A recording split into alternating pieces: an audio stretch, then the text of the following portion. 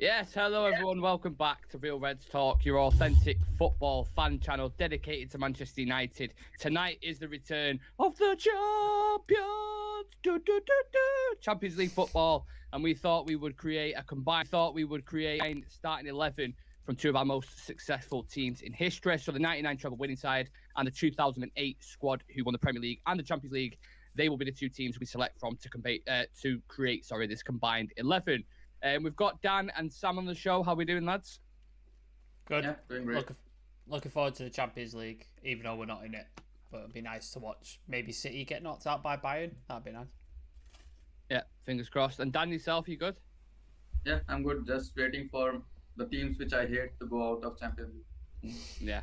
Fingers crossed again on that one. Before we get into the show, guys, there has been an update regarding the ownership situation. And surprise, surprise, we are not done yet in the sale of the club. According to Mike Keegan, who's been very good around this, ongoing story, ongoing debacle, ongoing drama, he has said the decision to move to a third round of bids rather than enter into a period of exclusivity with one group may suggest that the Glazers have not yet attracted a price at which they are happy to sell, which basically translates to they're being greedy bastards and they want as much money as they could possibly get.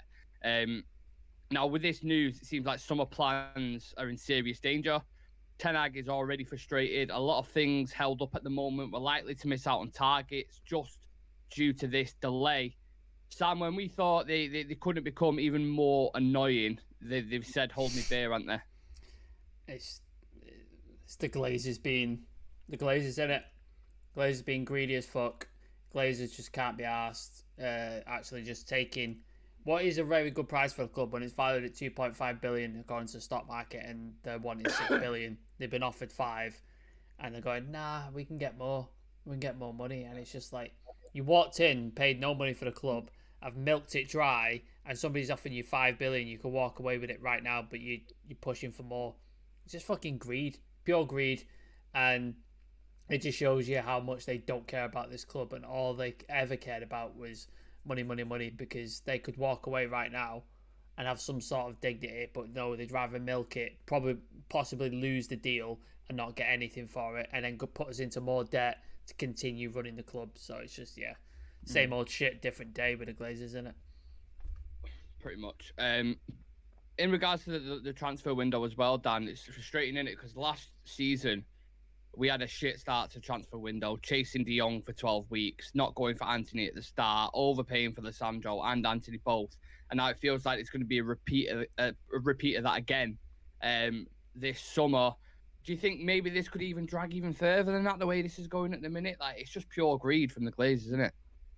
Yeah, it just has developed the uncertainty, has increased the level of uncertainty in the club. Even the players who might be thinking of coming to United, they might again be thinking like, look, the owner situation is still not stable, so I should be looking elsewhere where the structure is stable. So that's where also it's affecting. Now we already are in April, and in May the season ends, and most of the clubs start doing business even before the season ends. So that's where we have seen that many scouts are going out. But now the thing is, since this deal is going long, as similar to what we do every time with Sancho, Bruno Fernandes, and De Jong. Yeah. So now the ownership situation also is like the same. So we are pretty used to this type of situations. But yeah, on side note, Glazers, you know that they are businessmen. They never cared about what is happening in with the fans or in the club. So they will definitely want more money in place of selling the club. And also, they might have not thought that so many organizations will be on the line to buy Manchester United. Initially put the club on sale. So now they have seen that, and I think the incoming of Qatari bids have changed the whole process of this thing. So now they have become more greedy, and they know they'll get more money out of those type of organizations, and that in on contrary, it will affect how the club has to deal with the players, and the transfer window. It will definitely affect, because now we are in a situation where if the Glazers stay, we know that then and if we are finishing this Glazers deal, the club selling, we already were buying players. Now we have to deal with this selling of the club in the summer, and we don't want to waste the time of summer in with dealing with selling the club rather than buying looking out for the I players. think regardless, Looking out for the I players. think regardless whether we go into the summer transfer window or whatever, it's not going to be their money transfer window or whatever. It's not going to be money so their window or whatever. It's not going to be money so their window or whatever. They'll like go get a Kane for £80 or whatever it is to be on the club's credit card. They'll have to deal with it regardless of when they sell it. But it makes it awkward because if you get to mid-window and then the ownership changes hands, then what goes? It's just pure. It's just frantic. You just don't have a clue what's going to go on. And for a manager, especially how methodical Eric Ten Hag is as well in his planning, like this is just a complete spanner in the works for him. And look, it just doesn't surprise you. It really doesn't surprise you with these greedy twats. Like I thought the first round of bidding, okay, they pushed it to second, right, all right. Third round of bidding, that it could be with the Glazers. It could be a boxing match. It could be 12 rounds. They could just absolutely squeeze and squeeze until they get literally nothing left out of it, until they're prepared to go, right, this is the final one, 7 billion, whatever it is, and we're done. And that's it. Because that's what they'll be sat there thinking, look, this is pushing up. But if we just keep being, stubborn and keep doing this, it could just keep going up and up and up and up and up. And it's a nightmare for all United fans. And the problem also here is that if they keep on increasing the price of the club, and then there may be chances that those owners, the other organizations who are interested, they can get it and they can just drop off from this this race, and that will end up we being like Glazers being the owner of the club for the next season also. And of course, we don't know if Champions League revenue is, if we're going to get that yet. That's not confirmed, and loads of other things that are ongoing. So yeah, the summer for the board, for the manager involved, for the players, it's just absolute carnage, and that's how it seems it's going to be as we head into that. I mentioned the Champions League there. This is something we were supposed to discuss tonight, and we've ended up being sidetracked by this Glazer news. In relation to the games that are ongoing, you've got City versus Bayern Munich, Sam, Benfica versus Inter. How do you see both games going? I was going to say, who do you want to go through? But I can already imagine from your favoritism with Italian football back in the day and you not being a Man City fan, I can see your thoughts. But talk to me about the games if you can. I'd love to see City go out, just because it'd be funny. Just that's the only reason. Like, I have no other, just to see another year where they don't win the Champions League again. I think that'd be quite funny. That's why the main reason why I want to see Arsenal bottle the league, just because it'd be funny, just because it's a laugh. Meltdown. It's no other reason than that.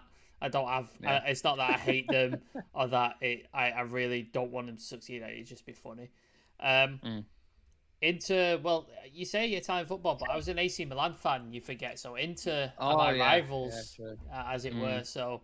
And I think I like Benfica, man. I like Benfica a lot. I think they obviously produce great talent. We're looking at Dan's favorite player, Gonçalo Ramos. Obviously, he's yeah. They produced the likes of Darwin Núñez as well. So they've got some good talent that come out of that team. So I think they could potentially be dangerous. And Inter haven't been great. Like the games I've seen, they haven't been fantastic. But they've got the job done. So that could be an interesting... That could either have draw written all over it and going to eventual sort of extra time and penalties in the second leg, because there's no away goals, is there? So I could see that happening in there. But you never know. Benfica... I'd like to see Benfica win it. But yeah, I think Chelsea versus Bayern Munich is going to be an interesting game. Is Pep going to tinker and cost himself? Which he tends to do a lot. If he sticks with the team he's got and plays a full-strength team, I think he might have Tuchel's number. I think he might be able to beat him. But if he decides to try and tinker, Bayern Munich might just sort of steamroll him and have him in Munich.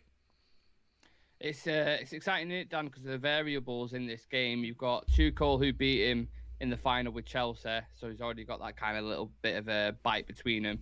You've got Pep playing against his old team, Bayern Munich, who he used to coach. You've got Cancelo, who's there as well. Sane. Form a little bit of bite and right there. I was going to say Luis Sane then. Leroy Sane there as well.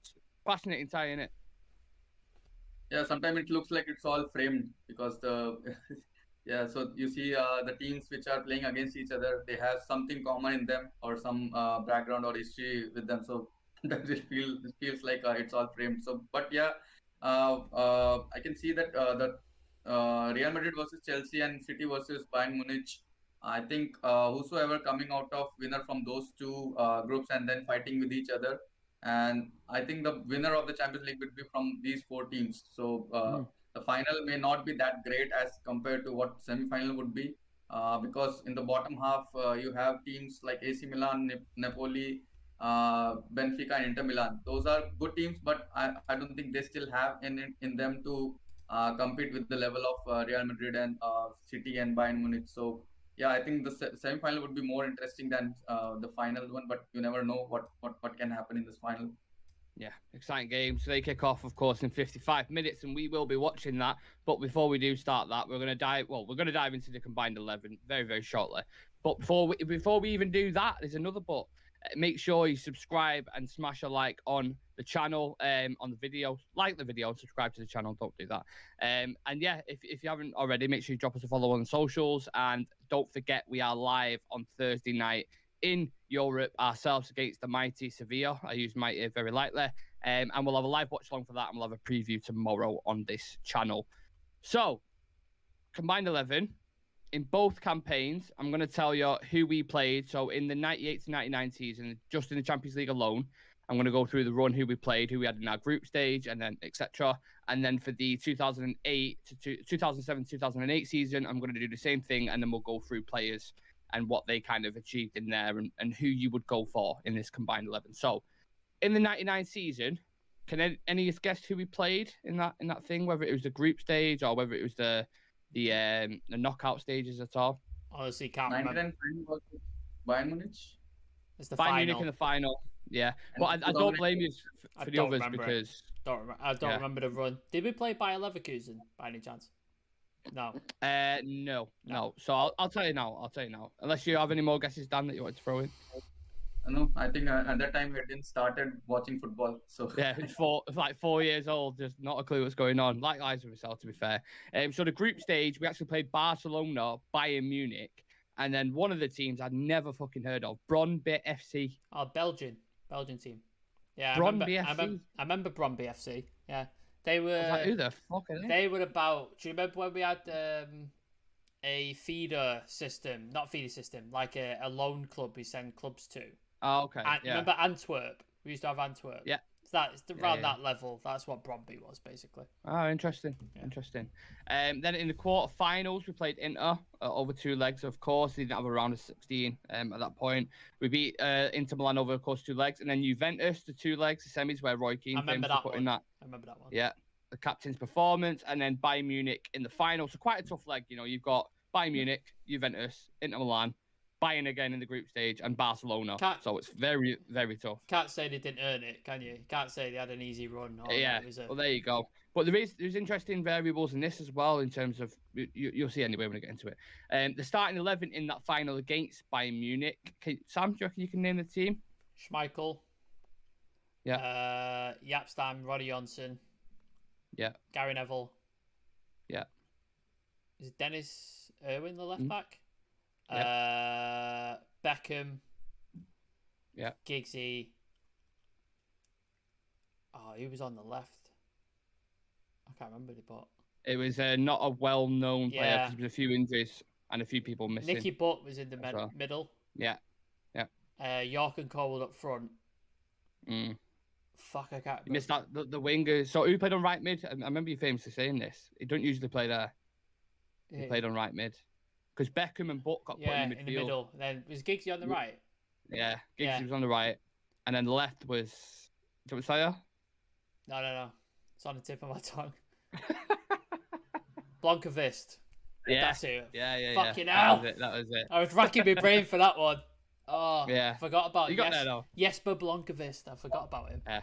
You got there. And then obviously other players heavily involved. Sheringham, Solskjaer, Wes Brown, Roy Keane, Paul Scholes. So obviously big shout outs to them as well. Now the 2008 campaign, a bit more recent for us, Dan. No offense, Sam, but the group stage, Sporting Lisbon.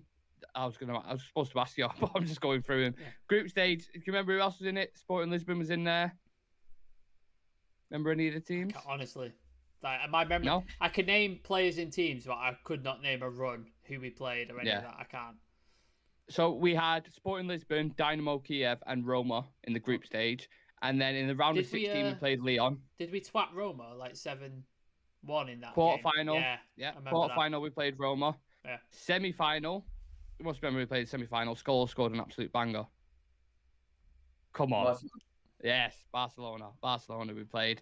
Beat them. And then the final was... If you don't get this, then I'm just going to turn Chelsea. the laptop off. Chelsea. Chelsea, Penalty of shootout? course. Pardon? Penalty shootout, right? Yeah, correct. John Terry missing a penalty. Best day ever. Absolutely. In that starting 11, who started for Dan? I'll go to you in this one.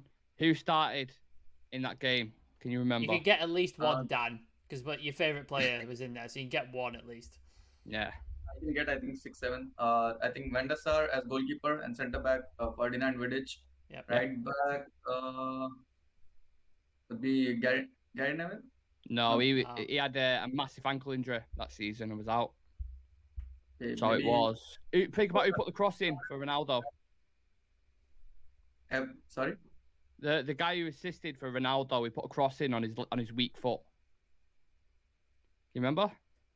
No. I'll tell you. Where's Brown? Brown. Oh, okay. Brown, yeah. Left back was... Left back was Evra. I think in the middle, I think it should be Carrick and Scholes. Yep. Yeah. And left out was, left wing was Ronaldo. Up top, Rooney and Tevez. Yep. I think right winger in that game, I think Hargreaves played, right? Yeah. Mental. I know.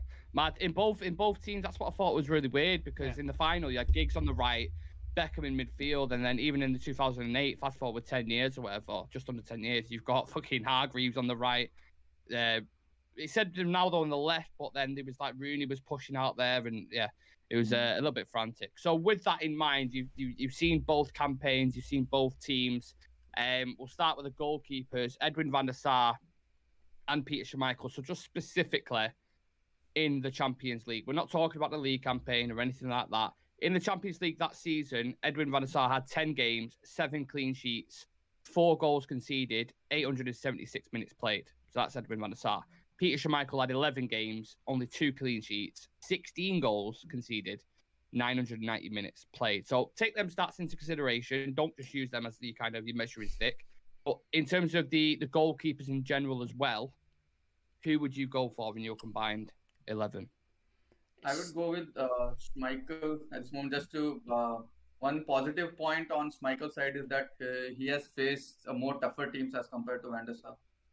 Okay, interesting. Sam? It's difficult, isn't it? It's so difficult. Like there's a Yeah. couple where I'm like, I know exactly who I'm picking. Goalkeeper, I'm like, it's tricky, man. It's really tricky because I think you got to take into fact the treble as well. I think that's another factor. The fact that Schmeichel was responsible for the treble that season.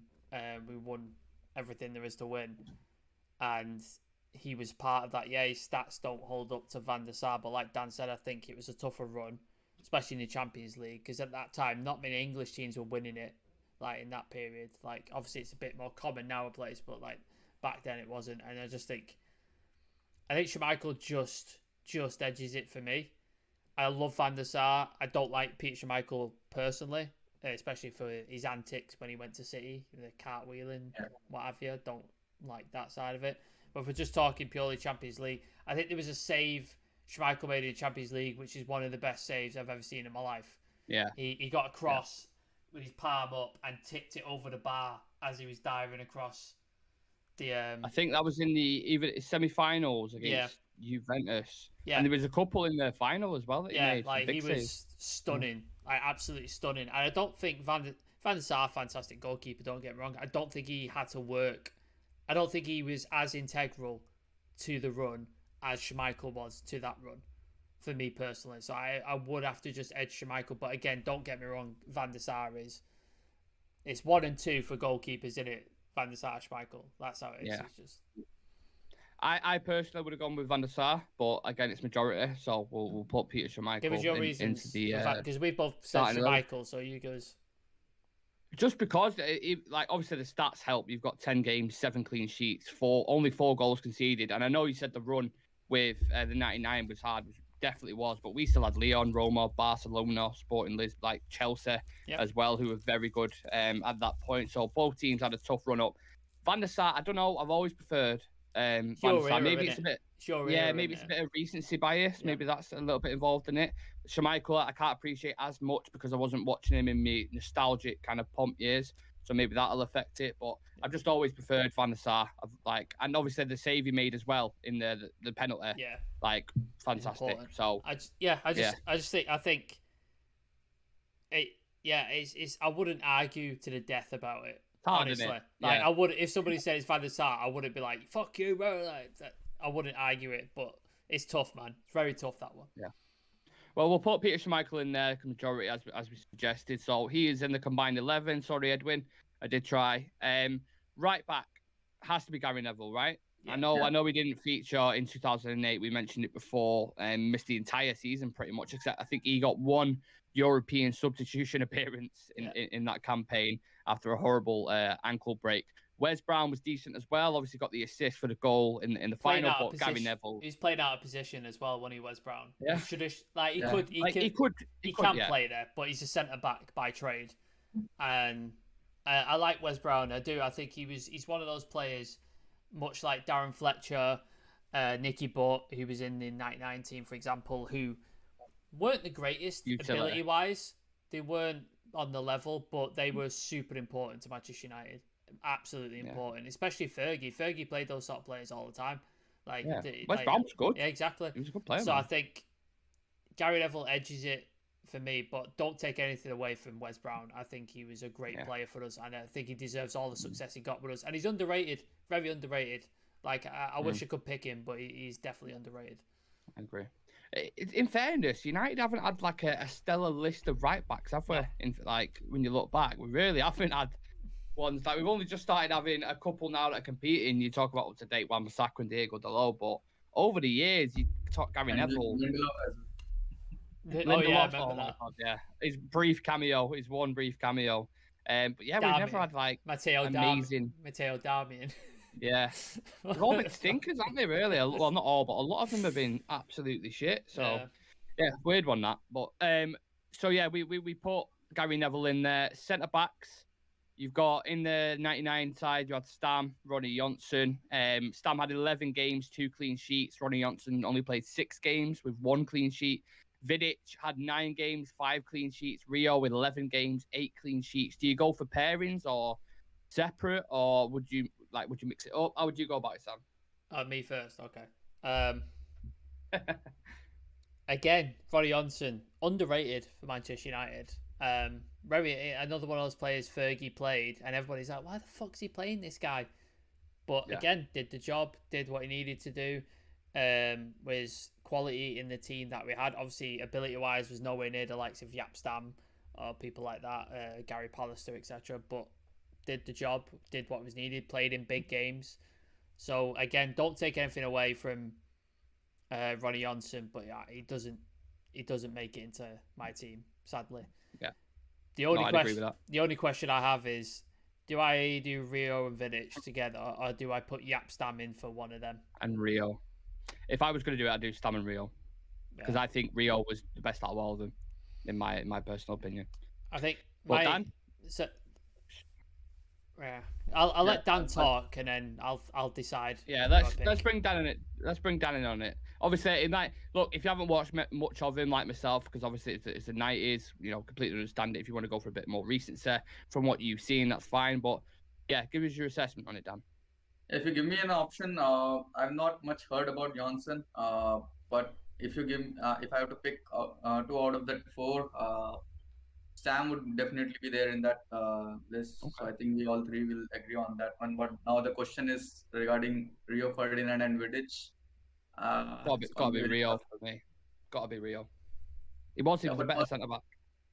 Yeah, personally, but I like Vidic just for that the type of player he is, like a Martinez type of player, like who is never back down from putting up tackles and the strongness that he brings. You've got Stam for that though. Stam and Vidic together would be Prison FC. That's Prison FC. That. People are getting sent off every single week. Yeah, like that is the scariest centre back partnership you could possibly find.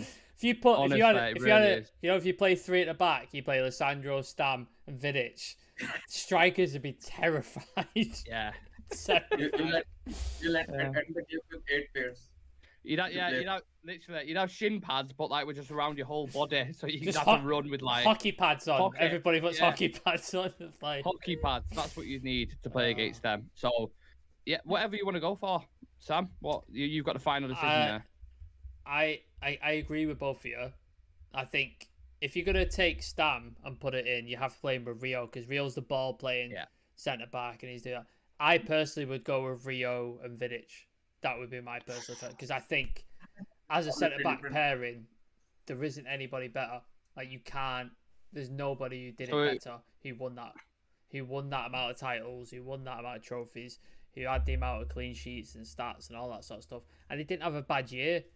Like I don't remember him having a bad season at all for Manchester United. So that's what I would go for. But if you guys want to go Stam and Rio, no, but I think Dan said Stam and Vidic. He's got Stam and Vidic. We're all in disagreement now. So, chosen the 3 centre backs 2 times. So Rio Ferdinand 2 times, Vidic 2 times, and Stam today. Who do we go for then? We're gonna have to compromise on something. But we've all chosen Stam, right? Yeah. Yeah. Right. Yeah. No, we haven't. Yeah. No. We haven't. We've all chosen Vidic and Rio. So we've all chosen Rio. No, Dan's put Stam and Vidic. Oh, That's what I'm saying. That's what I mean. It's like there's no common ground here. Right, I'll do the compromise because otherwise we're going to be stuck here for about an hour. I'll just go Rio and Vidic just because they play together. So we'll go. We'll put this on the socials anyway, and then people can. Yeah. We'll put. And do let us know. Yeah. Yeah. Do let us know as well, guys, as we go through the goalkeeper, right back, centre back partnership. Who would you go for and why? Left back. I mean, I don't know if this would be slightly easier. I don't know what people think. In terms of stats, Evra is up on stats. You've got Dennis Irwin, who played 10 games, 2 clean sheets, 0 assists. Evra, 10 games, 7 clean sheets, and 1 assist as well. But, I haven't watched loads of Dennis Irwin. I've seen bits of him, obviously, watched back. And from everything you hear players talk about, he was super underrated. One of Fergie's, favourite players. So, based on what I've seen and heard, and I would probably lean towards Dennis Irwin, but just because I've seen Evra a lot more, I feel like I'd go towards Evra as well. So that's a different. I don't know. I really don't know. Go on, Dan. You go first this time. Yeah. Personally, I feel like my the wing backs needs to be more attacking. So I think in that case, Evra looked more attacking. And to be honest, I have not seen Irwin playing, but I would lean towards Evra just because of that 1 assist. The one thing with Irwin though, Sam, it was the fact that he could take penalties, he could take free kicks, and he was both-footed as well. He was literally like right-footed and left-footed, could fill in across the thing. So I think in terms of importance to a team, maybe that would factor into it. Yeah, that again, another one of these players that doesn't get enough praise, that under Fergie won everything there is to win. And he wasn't, the thing is as well, like nowadays he'd be mocked because he's not glamorous. Like he's not a show pony. He's not one of these players where people are like, oh yeah, look at him play. Like he literally just got on with his job, did what he needed to do and won everything. And he was a quiet guy as well. He wasn't a massive personality. Like you see Paddy Evra, he's absolutely mental, isn't he? Like he's off his fucking head. So the opposite. Yeah. Really. So it's a question of thing. Like again, Irwin never had a bad game for United. I don't remember seeing a bad game. He was consistently reliable 7 out of 10 every week. Just that's what he did. So I probably would leave. Again, I love Evra. I think he's absolutely batshit crazy. We share a birthday, and I like him a lot. And I think he's one of our best players to ever play for United. But I have to go with Irwin, I think. Don't think you're going to get a birthday card now, are you, Sam? No. Sorry, Uncle Pat. Please come on this show, though. Yeah, please do. I would second that. I would go with Dennis Irwin, I think. Again, I have to watch more of him. I've seen bits, I've seen highlights, the Premier League games, the old ones when they're on Sky Sports. I always watch him.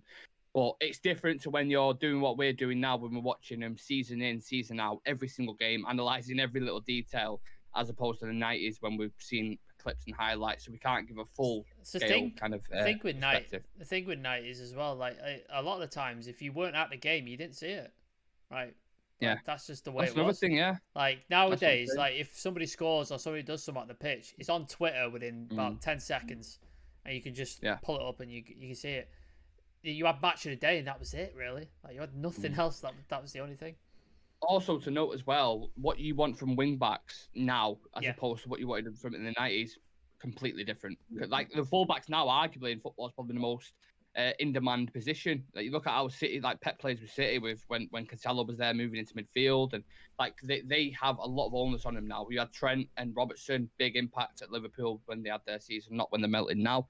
So yeah, it was a lot different, wasn't it, in consideration? Dennis Irwin then is who we go with. So we've got our back line. We've got Peter Schmeichel, Gary Neville, Rio, Vidic, and Dennis Irwin. Not a bad back line whatsoever. Nice mix as well as a blend of two there. Moving on to right midfield, there's only one option for me.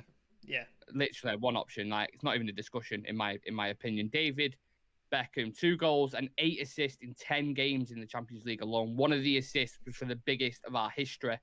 Like anyone's welcome to throw an argument at me, but some of the crosses he put in and some of the free kicks and stuff that he did, iconic. It's just everybody that before Ronaldo came along and before that, like there was 2 sorts of free. When you had played football on the pitch, you had 2 sort of people. You had the Roberto Carlos one, who would like take 30 steps back and then just absolutely drill the ball into the wall and take down the year 8 in front of you.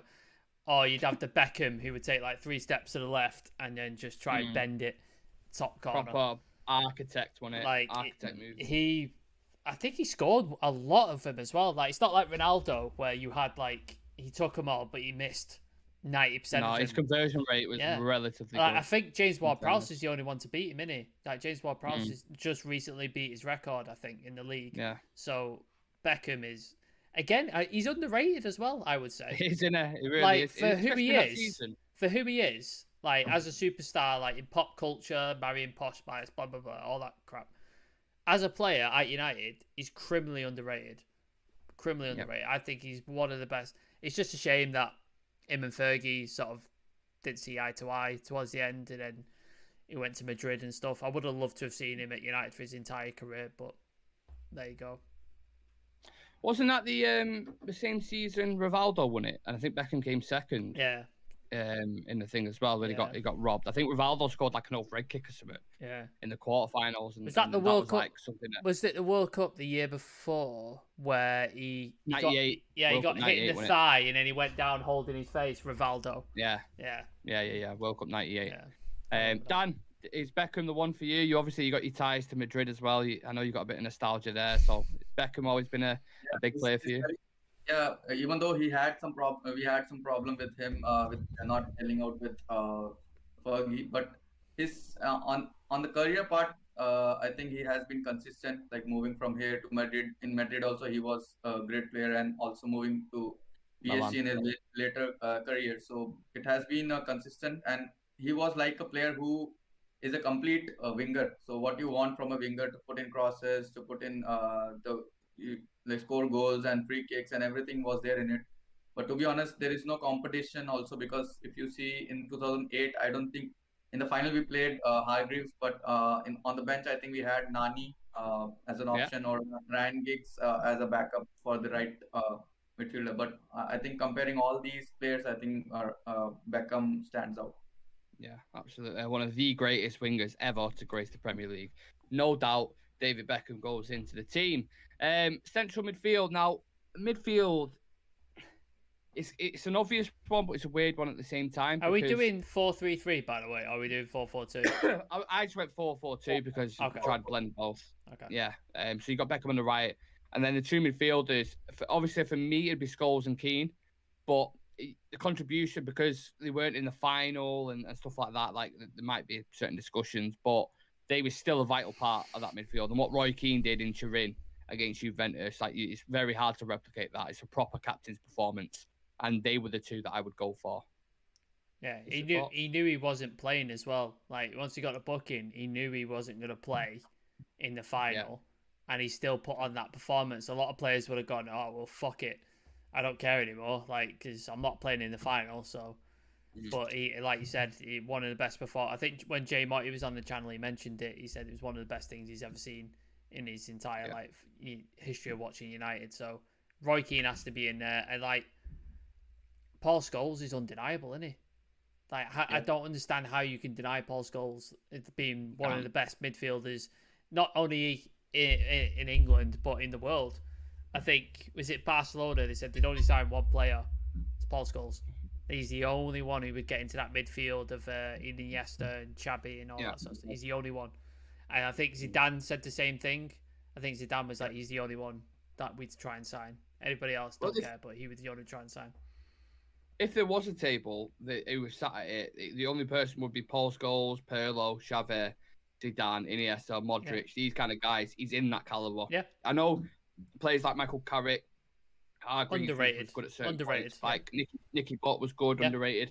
But there's levels in there. There's a gap like between them, and I think would you agree with Dan Keane and Paul Scholes? Is that fair assessment?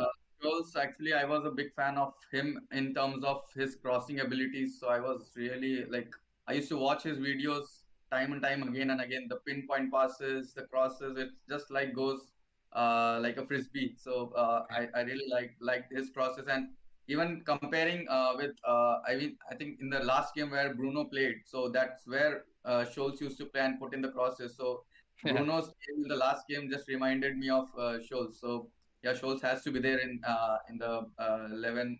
Any conditions we are putting in, whether it be Champions League or all-time United. So Scholes is always there in that team. I hate that argument as well, where people are like, "Oh, is it Gerrard or is it Lampard best England midfielder?" It's Scholes. Like, it's Scholes. He's better than both of them. Like, I don't care what the argument is. It's just a shame that in England they never played him in position. You always put him out on the left or wherever. Like, tried to fit him in when he was clearly the superior midfielder. But well, they say you don't need to fit in if you're custom made, do they? And Paul Scholes was certainly custom made. What a player he was! Unbelievable. Scholes and Keane in the midfield. No discussions, no arguments with that. If anyone wants to put an argument in the comment section, you're more than welcome to. I'm welcome to hear shouts for Nicky, but Michael Carrick, I would welcome a shout to Michael Carrick because I think he was a fantastic player. Hargreaves, he was important, but he was too injury prone. Injury prone as well. So I think he was good on his day though. Yeah, on his day. Like that's the reason we bought him, wasn't it? Like the reason we bought him from Munich. So yeah, I just think Keane and Scholes are like up here, and then everybody else is like there, aren't they? So yeah, absolutely. And take into account Scholes' longevity because he was in the team for 99, and then he wasn't in the team, but he was a part of the team in 99, and then he was a part of the team in 2008. So you've got that win DNA there both times. Left wing, Ronaldo. This is where Ronaldo. Is it? Has to be. It has to be. Like, I love Ryan Giggs. My favorite ever player growing up was Ryan Giggs. Like, Kacelskis and Ryan Giggs. They were like, growing up, they were my idols. They were I looked up to playing football. So I'm entertaining a shout for Ryan Giggs.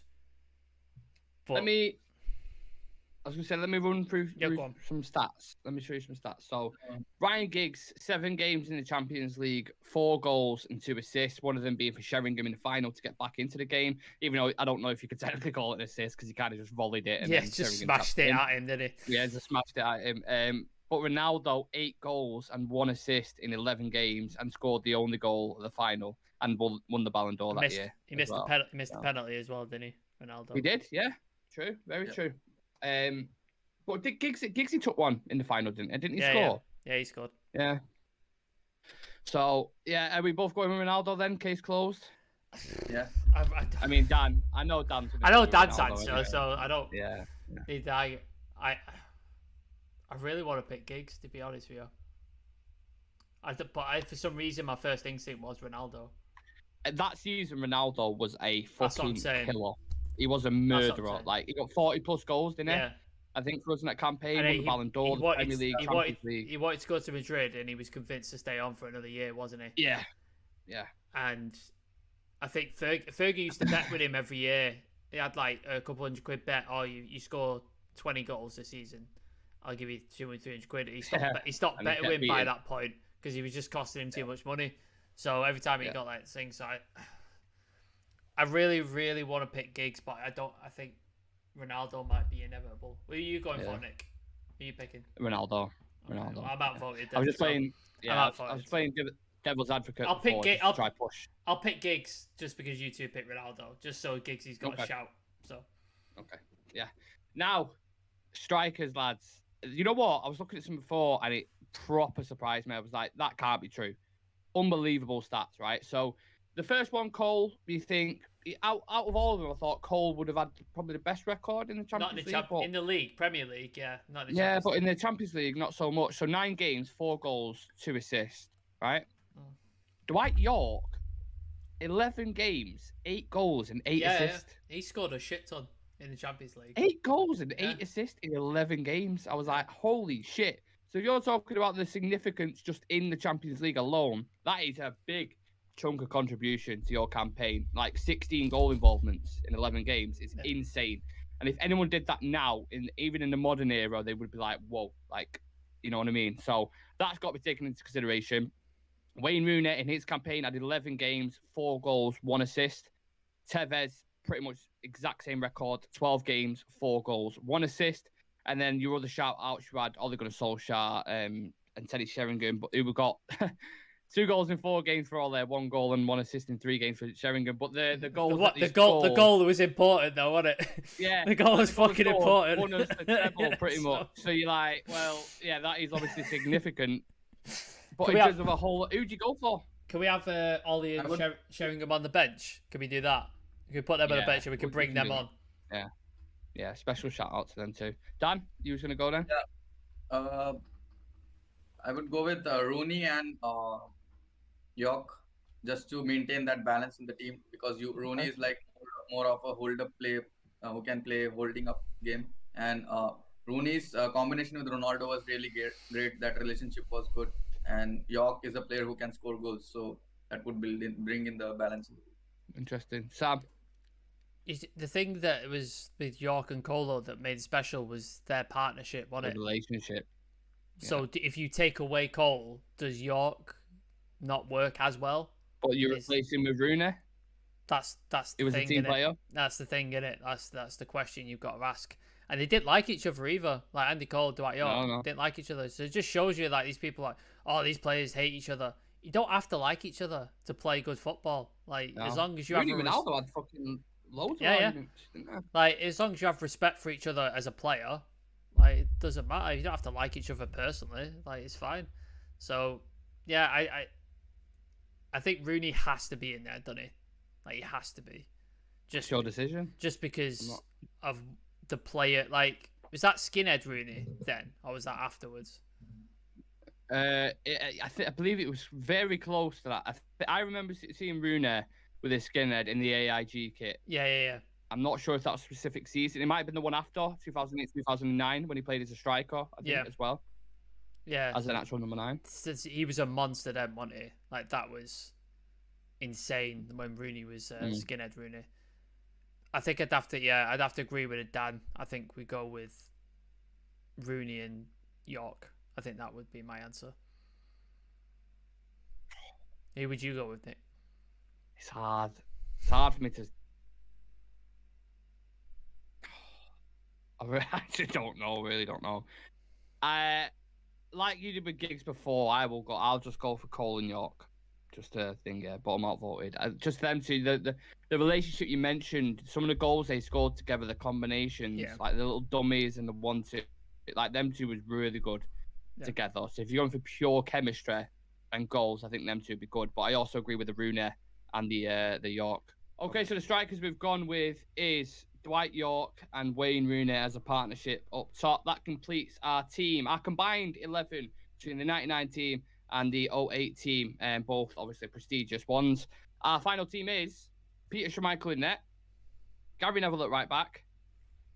We had Rio and Vidic at centre back, Dennis Irwin at left back, David Beckham on right mid, Paul Scholes, Roy Keane in centre mid, Cristiano Ronaldo on the left, and then York and Rooney up top for the Champions League combined. We're winning 11. It. We're winning it every year with that team. We're winning. Every year. Yeah, it is. It's done. Done and dusted. Everybody's getting dusted in the vicinity. How many So, yeah. got from 99 and 2008? How many what, sorry? How many players we got from each campaign? Yeah, so we've got, I can't remember now, I'll have to do some quick math. Neville, Irwin, Beckham, Keane, Scholes. Keane, Scholes. 7. Yeah. 799. But then 2 of them were also in 2008 as well. Yeah. So, yeah, it's about split. About split roughly, so it's not bad at all. Let us know your shouts, put your team in the comment section, or let us know different players you would have picked and gone for, and give us your reasons why. And don't forget to subscribe, smash a like on the video, and check us out on socials. This has been your Combined 11. This is Dan. That is Sam. Thanks for tuning in, lads. Thanks for joining in, lads. Apologies to everybody who was expecting this live, by the way. We had some technical issues with Streamlabs. Oh, God. So we've had to record this and then upload it, but we wanted to make sure we got content out for you. So apologies if it's late or you were waiting around at 7:15. So yeah, we're going to go watch the Champions League and stick with the theme. So take care of yourselves. Have a lovely week. We'll see you tomorrow for the preview. Peace. Peace.